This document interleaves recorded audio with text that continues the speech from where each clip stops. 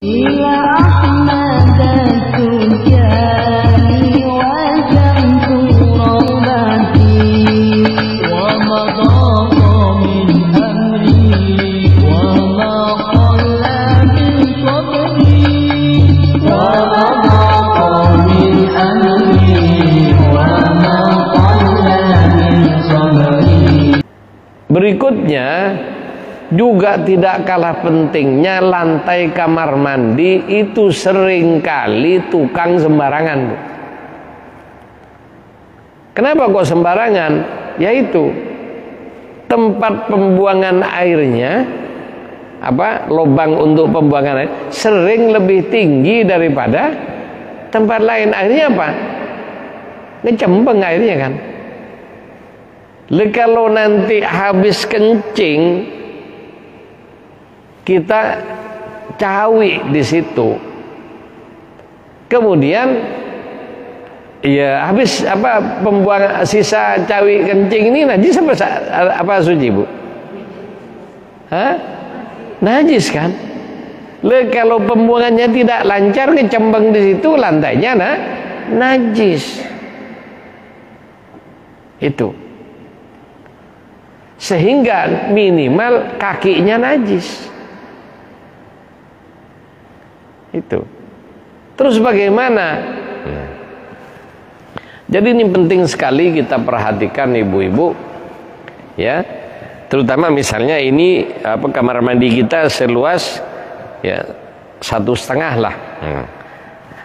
Kemudian pintu kamar mandi ada di sini, misalnya.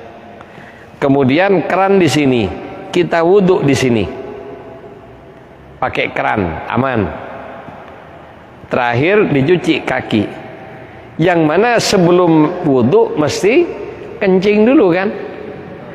Kencing juga cawi di keran itu juga kan, begitu.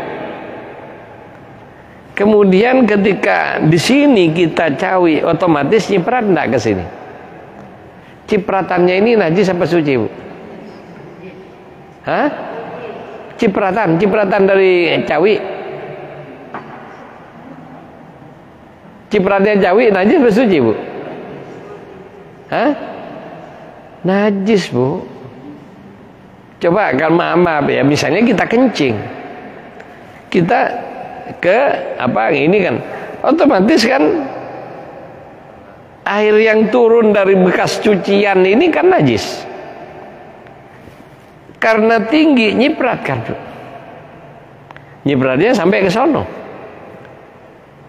Kemudian sampai ke depan pintu kamar mandi. Kemudian kita wudhu, kita cuci terakhir kaki, sudah suci di sini. Setelah itu kalau ini tidak dicuci dulu, otomatis kita keluar dari kamar mandi, nginjak lantai basah, kaki basah yang lantainya najis. Bagaimana nginjak lantai najis? Suci apa enggak? Najis kakinya. Nah ini. Terus bagaimana kalau ya kita di rumah orang tidak ada sandalnya di kamar mandi itu? Maka sebelum kita keluar, maka jalan yang akan kita lalui, kita semprot dulu dengan showernya, sehingga tempat itu benar lantai kamar mandi yang akan kita lewati sudah suci. Cuci lagi barangkali ketampesan baru kita keluar dari situ aman. Tapi kalau tidak dicuci, nanti kita keluar bawa najis. Itu.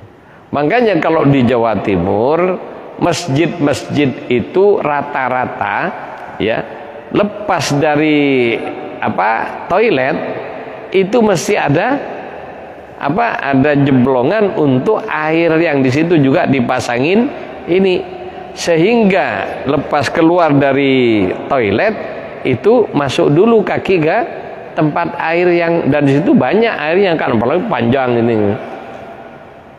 Atau di situ juga dikasih pipa yang dibolongin, yang airnya ngalir terus ke situ, sehingga lantai di sini suci. Pergi ke tempat wudhu, suci.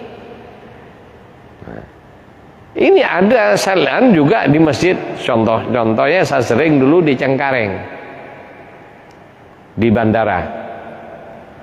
Karena gede kan masjidnya, toiletnya juga banyak. Keluar dari toilet, ya otomatis coba kaki habis cawi di toilet, tidak ada air lagi, hanya sedikit itu.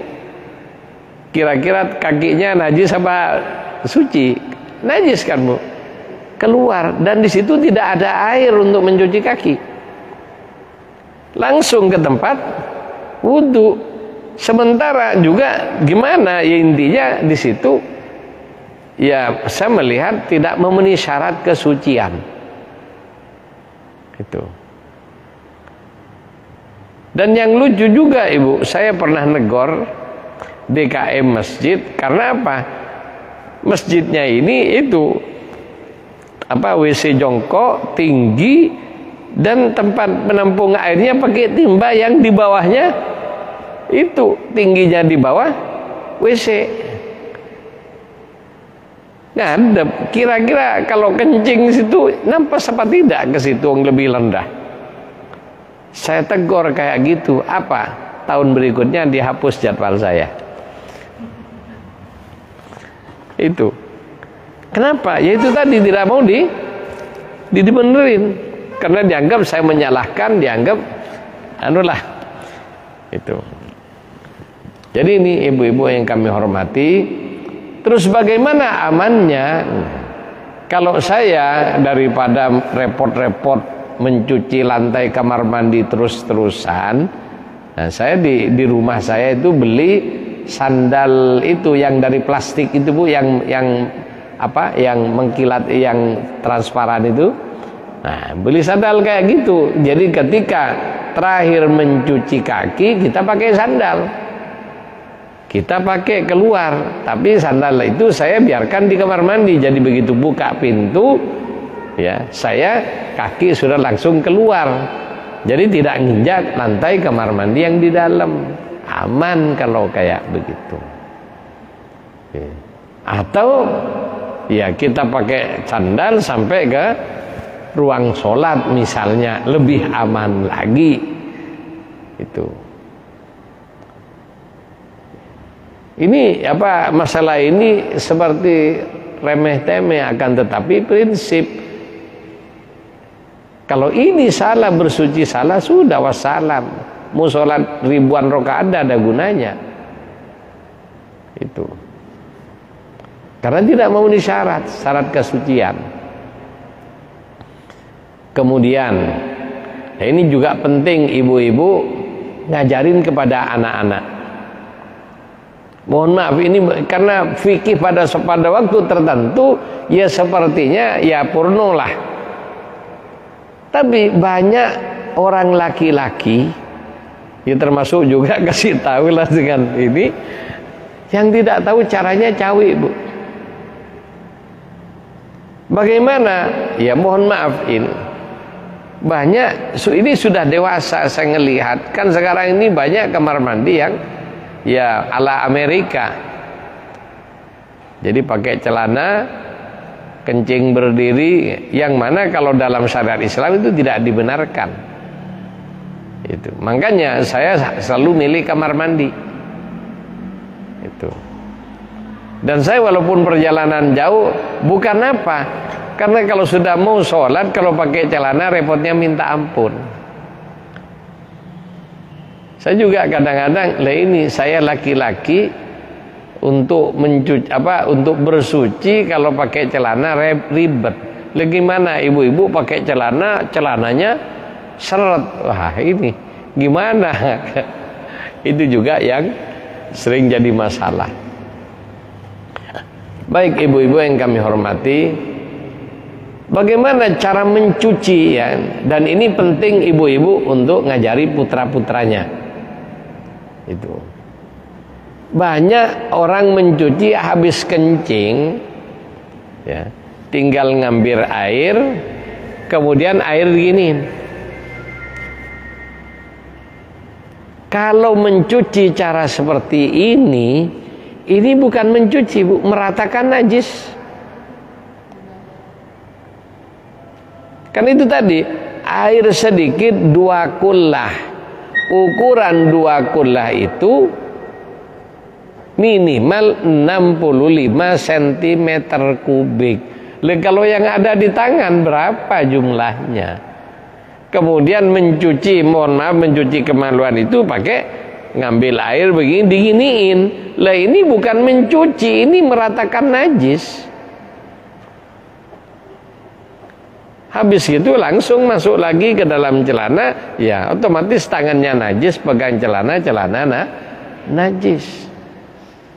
Pegang baju, bajunya najis.